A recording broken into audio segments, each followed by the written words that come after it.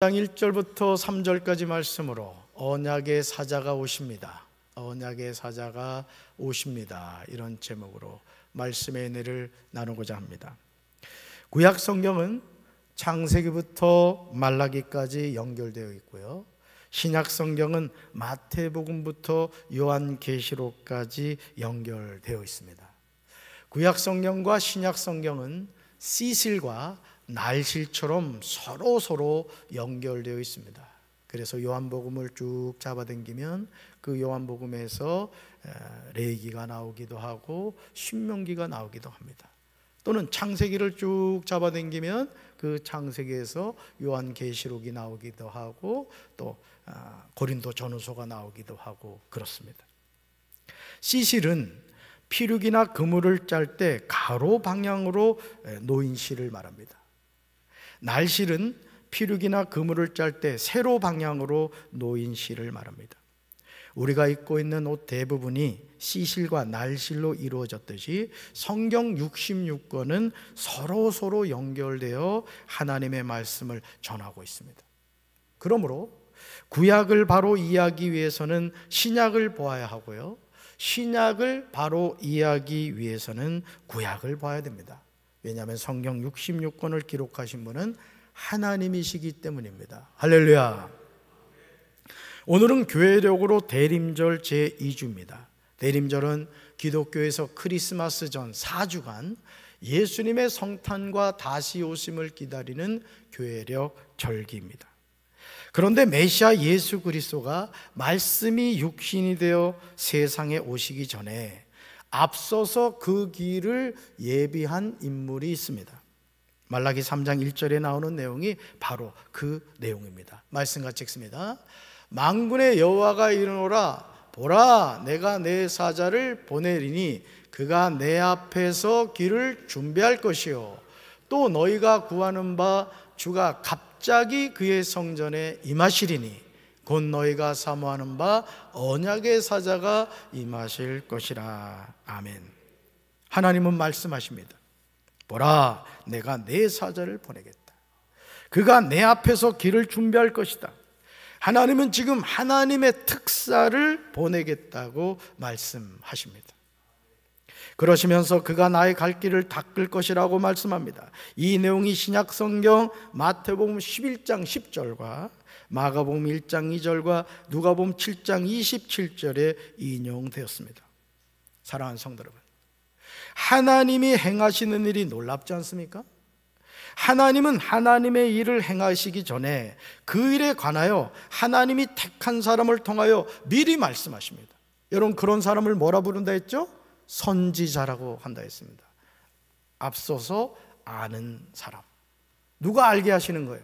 하나님이 알게 하시는 거예요. 그래서 여러분은 다 하나님의 자녀고 선지자인 줄로 믿습니다.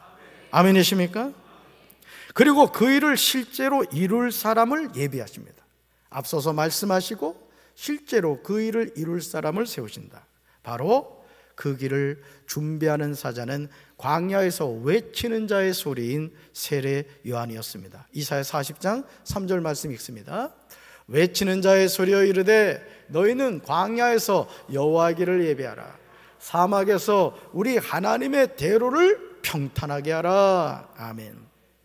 하나님이 맡기시는 일은 인간의 상식으로는 이해가 되지 않습니다. 어떻게 광야에서 주님께서 오실 길을 닦을 수가 있습니까? 어떻게 사막에 우리 하나님께서 오실 큰 길을 곧게 낼 수가 있습니까? 그러나 이것은 하나님의 명령입니다. 여러분, 누구 명령이라고요? 하나님의 명령입니다. 하나님의 명령은 내 머리로 이해되지 않아도 믿음으로 순종해야 합니다. 광야에서 외치는 자의 소리로 주님의 길을 예비했던 세례 요한의 삶이 그랬습니다. 누가복음 1장을 보시면 세례 요한의 출생을 예고하는 내용이 나옵니다.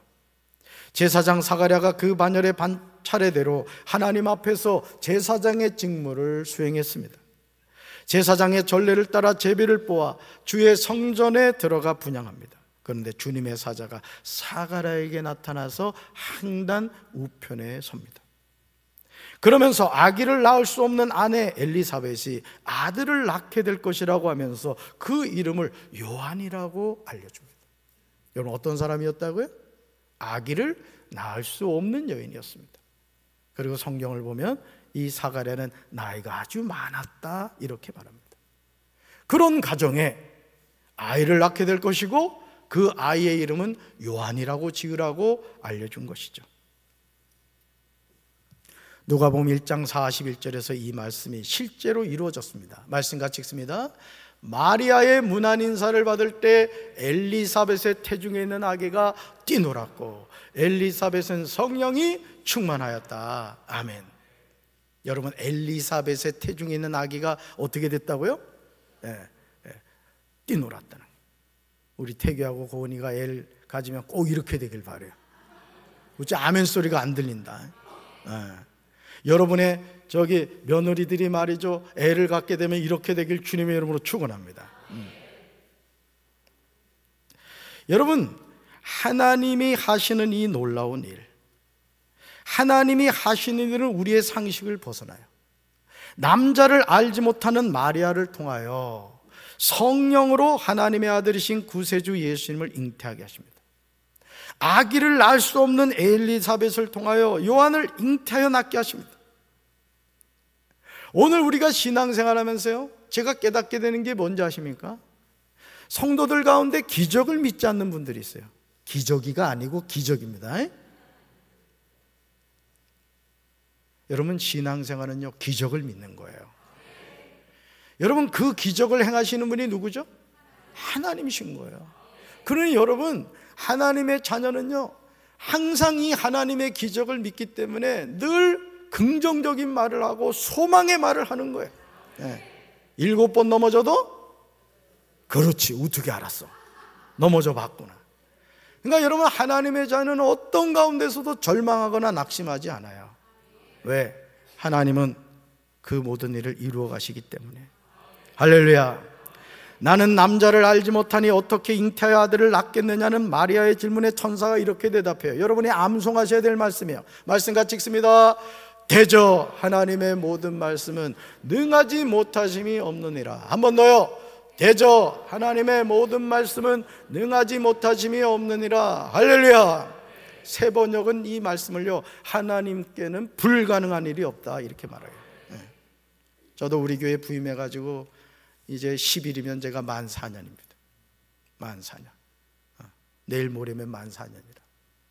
4년 동안 우리 교회 와서 가만히 4년여를 돌이켜보면요, 모든 게 기적인 게 모든 게 기적. 여러분, 이 천장도 말이죠, 하도 많이 얘기해가지고 못에 귀에 못이 박혔을 텐데, 이거 천장이고 공사할 때도요, 업체를 많이 알아봤어요.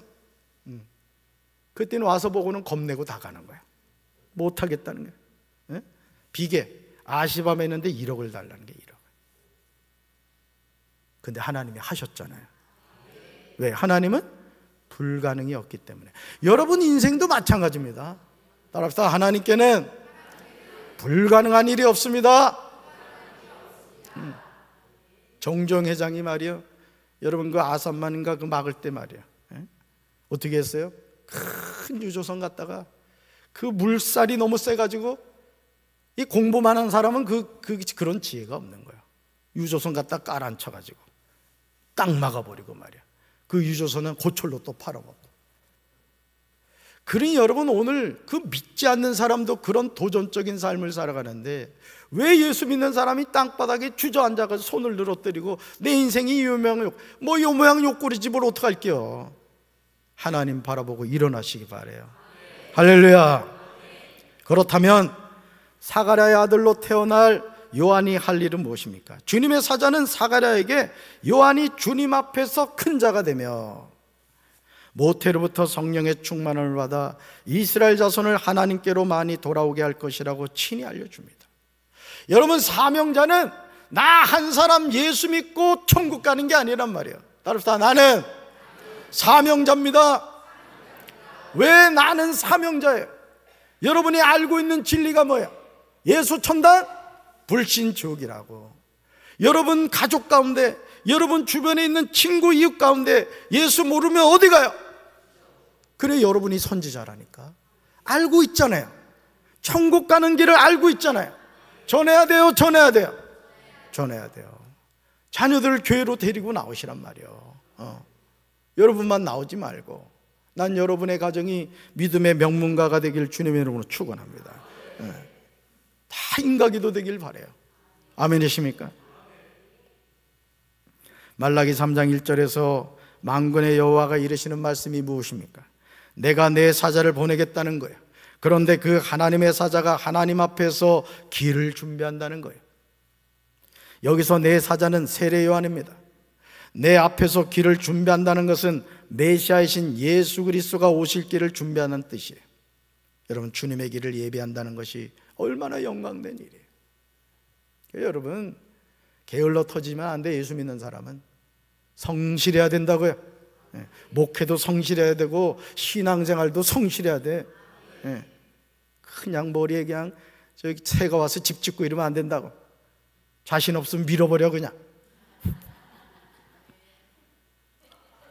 뭐 아멘까지 하고 그래. 누가 아멘 했어? 아, 할렐루야. 난궁순영. 그러니까 여러분, 우리 예수 믿는 사람은 뭐든지 도전적인 신앙, 또 성실하고 하나님의 역사를 늘 기대하며 살아가는 거예요. 할렐루야. 그러나 여러분이 꼭 아셔야 될 것이 있어요. 세례 요한은 죄인들을 구원하는 구원자가 아니라는 거예요. 여러분, 당시에요, 많은 사람들이 이 세례 요한을 메시아 그리스도라고 생각했습니다. 왜? 너무 성령 충만하고 또 요단강에서 막 물로 세례를 주는데 말이죠, 뭐 상상할 수 없는 거예요. 막 권위가 있는 거예요. 우리 장로님 오늘 저를 위해 중보 기도해 주셨습니다마는 담임 목사의 말씀에 권위가 있어야 돼요. 그리고 권위가 있는 거예요. 왜? 누구 말씀을 전하는 거예요? 하나님의 말씀을 전하기 때문에 말씀은 권위가 있는 거예요. 그래서 많은 사람이 세례 요한에게 딱 집중이 된 거예요. 메시아 아니십니까? 그리스도가 아니십니까? 그때 세례 요한이 나 아니다, 난 그리스도가 아니다, 이렇게 대답을 합니다. 오늘 많은 사람이 태양이 아니라 태양을 가리키는 손가락의 역할을 하는 누군가에게 주목하는 경우를 보게 됩니다. 여러분, 창문을 보실까요? 지금 창문으로 뭐가 들어옵니까? 햇빛이 들어옵니다. 햇빛이. 자, 절 보세요. 제가 여러분들한테 이렇게 얘기합니다. 여러분, 성도 여러분, 제 손가락을 보세요. 와, 저기 태양이 보입니다. 그럼 손가락을 봐야 돼요? 태양을 봐야 돼요? 근데 안타깝게도 신앙생활하면서 이 손가락을 바라보는 사람이 있어요. 아, 어느 목사님 말씀에 은혜가 있다, 어느 기도원 가면은 능력 받는다. 태양을 바라봐야 되는데 사람을 바라보다가 실족한다고요. 여러분, 예수님 바라봅시다. 예수님만 바라봅시다. 담임 목사도 예수님만 바라봐야 되고 성도 여러분도 예수님만 바라봐야 돼요. 그리고 손가락의 역할을 하는 적지 않은 사람들이 예수님이 받으셔야 하는 영광을 도적질하는 경우가 많아요. 목회를 하면서 제가요, 제 마음의 두려움이 뭐냐면 제가 하나님의 영광을 도적질하지 않을까, 이런 거예요. 예를 들어요, 제가요, 하나님이 엄청난 능력을 주셔가지고 말이죠, 여기 손을 딱 들면 이쪽 세 줄이 다 입신 들어가는 거예요. 일부러라도 한번 좀 해봐. 자, 딱 들었어. 아이고, 더 빳빳하게 일어나네. 또 이쪽 딱 들었더니 입신 들어가는 거예요. 아유, 할렐루야. 그래서 할렐루야야. 여러분, 이렇게 되면 제가 어떻게 될 것 같아요? 처음에는 모든 영광 하나님, 모든 영광 하나. 그래, 이재록이가 그렇게 된 거예요. 여러분, 그 만민종합교회 이재록이라는 사람이 정말 엄청난 기적을 행했다는 거예요. JMS 정명석도요, 내일 눈 오겠다, 실제 눈이 온다는 거야. 그러니 소승자 권사님 안 넘어갈 수 있겠어요? 눈이 마주쳐서 내가 물어보는 거야. 그러니까 여러분, 오늘 우리가 예수님만 바라봐야 되고, 이 손가락 역할을 하는 저 같은 경우도 예수님을 바라봐야 된다고요. 태양을 바라봐야 되는데 지 자신이 잘났다고 하는 거예요. 이거 영적 타락이 되는 거예요. 아멘이십니까? 여러분, 세례 요한은요, 자신의 위치와 역할을 놓치지 않았어요. 요한복음 1장 27절에서 세례 요한이 이렇게 고백합니다. 우리가 고백해야 될 내용이에요. 같이 읽습니다. 곧 내 뒤에 오시는 그이라 나는 그의 신발끈을 풀기도 감당하지 못하겠노라 하더라. 아멘. 예수님보다 6개월 먼저 태어난 세례 요한은 어머니 엘리사벳의 태중에서부터 성령 충만한 아기였어요. 하지만 요한복음 1장 20절에서 세례 요한은 나는 그리스도가 아니라고 대답합니다. 세례 요한은 메시아가 아니었다는 거예요. 여러분, 이 대답이 쉬운 게 아닙니다. 모든 사람이 세례 요한을 메시아 그리스도라고 막 열광을 하고 있는데 저 아닙니다. 이럴 수 있을 것 같아요? 쉽지 않습니다. 쉽지 않아요. 세례 요한은요, 광야에서 외치는 자의 소리였던 거예요. 그러니까 여러분, 오늘 우리가요 신앙생활하면서 잘 바라봐야 돼요. 절대 목사 바라보지 마세요. 저를 바라볼 거는 김용신밖에 없다고. 나 임자 있는 몸이라고. 근데 우리는 자꾸 사람을 바라봐요. 예를 들어 조영교 목사님 저도 좋아하거든요. 말씀이 아주 은혜가 있잖아요. 그렇지만 그 조 목사님이 전하는 사람은 누구? 예수님인 거예요. 예수님. 아멘이십니까? 그러므로 세례 요한이 전하고자 했던 사람은 내 뒤에 오시는 그의 바로 나사렛 예수 그리스도였습니다. 요한은 자신이 하는 역할에 관하여 나는 그의 신발끈을 풀기도 감당하지 못하겠노라고 고백합니다. 이것은 미사여구가 아닙니다. 세례 요한의 솔직한 고백이었고 그는 자신이 서야 하는 위치를 알았어요. 저도 이 16년 동안 부담임 목사 생활을 하면서 이게 참 어렵더라고요. 이런 부목사 생활도 오래 하다 보면요 어깨에 괜히 힘이 들어가거든요. 그리고 막 성도들이 말이죠 막 열광하는 거예요. 이 박재진 목사님 말씀에 은혜가 넘치고 늦었어 야, 참 얼굴에 막 광이 나고 말이죠. 이게 이제 사이비 교주가 되는 과정인 거야. 그러면요 자기도 알까 모를까 교만해지는 거예요. 근데 끝까지 겸손해야 돼요. 영적 질서라는 건 참 중요합니다.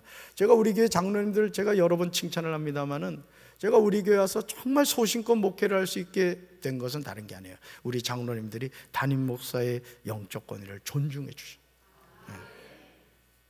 정말입니다. 주변의 교회들 보세요. 장로님들이 담임 목사의 영적 권위 인정하지 못해 목회를 못하는 거예요. 목회를 그냥 풀이 탁 죽어가지고 그냥 저기 친정집에 가는 그 며느리, 시댁에 가는 며느리 그 표정 비교가 되죠? 마치 그런 거예요. 성도 여러분들이 한마음이 되어서 올 한 해 동안도 정말 수많은 일을 했어요. 진짜 내가 생각해봐도 아까 우리 장대영 목사님이 그 당회 준비를 하면서 지나온 발자취라고 왜 올 한 해 동안 스토리를 쭉 얘기하잖아. 너무 많아가지고 이걸 어떻게 될지 모른다 그래가지고 또 착한 담임 목사가 그럼 몇 가지만 해라 했더니 아멘 할렐루야 하잖아. 그 모든 일을 감당할 수 있었던 이유가 뭐냐? 우리 장로님들과 우리 성도님들이 한마음이 되어서 담임 목사를 위해 기도해 주셨기 때문이에요. 할렐루야. 사랑하는 성도 여러분, 지금 주변을 살펴보시기 바라요. 죄인들을 구원하시게 하여 독생자를 보내신 하나님의 마음을 아는 사람이 얼마나 됩니까? 여러분, 이 대림절 성탄의 이 계절에 예수님이 이 땅에 오신 그 이유, 그리고 그 아들을 이 세상에 보내신 그 아버지 마음을 여러분이 생각하셔야 된다는 거예요. 산타클로스가 아기 예수님보다 인기가 많습니다. 루돌프 사슴이 아기 예수님보다 많은 팬을 가지고 있어요. 아무도 아기 예수님을 주목하지 않습니다. 지금 우리가 사는 지구촌에 80억이 넘는 사람들이 살아가고 있습니다. 그런데 그 많은 사람 가운데 하나님을 믿는 사람이 얼마나 됩니까? 우리가 살고 있는 이 강경에도 8,000명이 되질 않는데 믿는 사람이 많을까요? 믿지 않는 사람이 많을까요? 여러분이 사는 아파트에 안 믿는 사람이 많을까요? 믿는 사람이 많을까요? 여러분 마을에 믿는 사람이 많습니까? 안 믿는 사람이 많습니까? 안 믿는 사람이 많아요. 여러분이 뭐라고요? 선지자라고요. 예수 천당 불신지옥을 알고 있어요. 아기 예수님이 왜 이 성탄의 계절에 오셨는가를 알고 있다고요. 여러분은 선지자라고요. 선지자는 그 복음을 전해야 되는 거예요. 죄인인 당신을 위하여 예수님이 오십니다. 우리는 이 말씀을 전해야 될 줄로 믿습니다. 허물과 죄로 죽어가는 영혼들이 살 길은 하나님의 처방전 외에는 없습니다. 바로 그 처방전의 말씀이 육신이 되어 오신 예수 그리스도예요. 읽어볼까요? 예수님만이 구원자이십니다. 한 번 더요. 예수님만이 구원자이십니다. 여러분, 예를 들어서요, 여러분이 고치지 못할 병에 걸렸다고 칩시다. 그런데 저 브라질에 먹기만 하면 여러분 그 죽을 병을 치료할 수 있는 약이 있다고 하면은 최신양 권사님 갈 거야, 안 갈 거야? 당연히 갑니다. 예? 김용일 장로님이 안 갈 수가 없어. 괴롭힘 당해가지고. 신앙이 사랑해, 안 사랑해? 자, 보세요. 육신의 병을 치료할 방법이 있으면, 저도 브라질 어디 있는지도 몰라요. 가보지도 않았어요. 갑니다. 자, 죄인들이 구원받는 길을 여러분 알아요, 몰라요? 누구예요? 예수예요. 그러면 그 사는 길을 여러분이 알고 있는데 전해야 돼요, 전해야 돼요? 아멘이십니까? 말라기 3장 1절에서 또 너희가 구하는 바 주가 갑자기 그의 성전에 임하시리라고 하십니다. 이스라엘 백성들이 극악한 범죄 속에서도 메시아를 통한 궁극적인 구원을 갈망했어요. 이 세상에서 구원자가 필요하지 않은 사람은 없습니다. 왜냐하면 죄인이 죄의 문제를 해결하지 못하면 지옥 가기 때문이에요. 저는 우리 최장일 성도님과 고인순 성도님 이렇게 앉아있는 모습을 보면 제가 은혜를 받아요. 고인순 성도님, 제가 처음 신방을 갔을 때 고인순 성도님은 저 천주교로 말하면 저 뭐라 그래다? 냉담자였어요. 냉담자. 잘생긴 남자가 왜 왔지? 이건 제 해석이에요. 그런데 어느 날부터 고인순 성도님이 신랑하고 저렇게 앉아서 지금 최장일 성도 얼굴에 빛이 비치고 있어. 햇빛이 비치고 있다. 담임 목사로서요, 강단에 서서 이렇게 교회 나오시면서 예배드리는 그 모습을 보면서 제가 너무너무 힘이 됩니다. 우리 우현진 집사님이 조금 늦었지만 내가 얼마나 좋은지 몰라. 진짜 들어가서 담임 목사 마음은 그런 거예요. 담임 목사의 마음을 시원하게 드리는 성도들 되길 바라요. 주일 성수 빼놓지 말고. 걱정돼 왜 안 왔을까?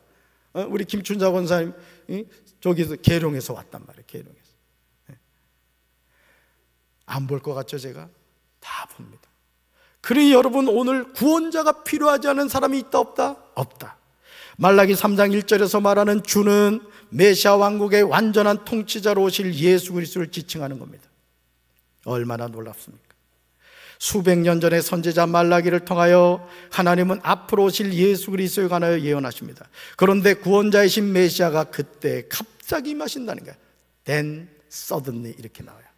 그때 갑자기 임하신다는 거예요. 여러분, 그래서요, 예수 믿는 사람은 항상 깨어 있어야 되는 거예요. 마라나타, 주 예수에 오시옵소서.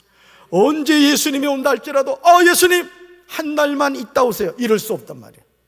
예수님 오시면 우리는 무조건 그 주님 앞에 부름받는 거예요. 땅에 남겨진 인생 되지 말고 주님께로 휴거할 수 있는 우리 성도들 되기를 주님의 이름으로 축원합니다. 예수 그리스도는 세상의 심판주로서 아무도 예상하지 못한 순간에 오십니다. 이것은 그리스도의 초림과 재림의 상황을 포괄적으로 언급하는 겁니다. 마태복음 24장에서 예수님은 재난의 징조를 말씀하십니다. 그러시면서 50절에서 이렇게 강조하세요. 말씀 같이 읽습니다. 생각지도 않은 날에 뜻밖의 시각에 그 종의 주인이 온다. 아멘. 아니, 비상계엄을 11시에 내릴 줄 누가 알았냐고. 세상에. 비상계엄군 사령관도 몰랐다잖아, 세상에. 마치 주님은 그렇게 오신다는 거예요. 주님. 그러니까 하나님의 자녀는요, 늘 깨어 있어야 되는 거예요. 늘 구원의 확신을 가지고 믿음의 주에 온전케 하신 예수님을 바라봐야 되는 거예요. 아멘이십니까?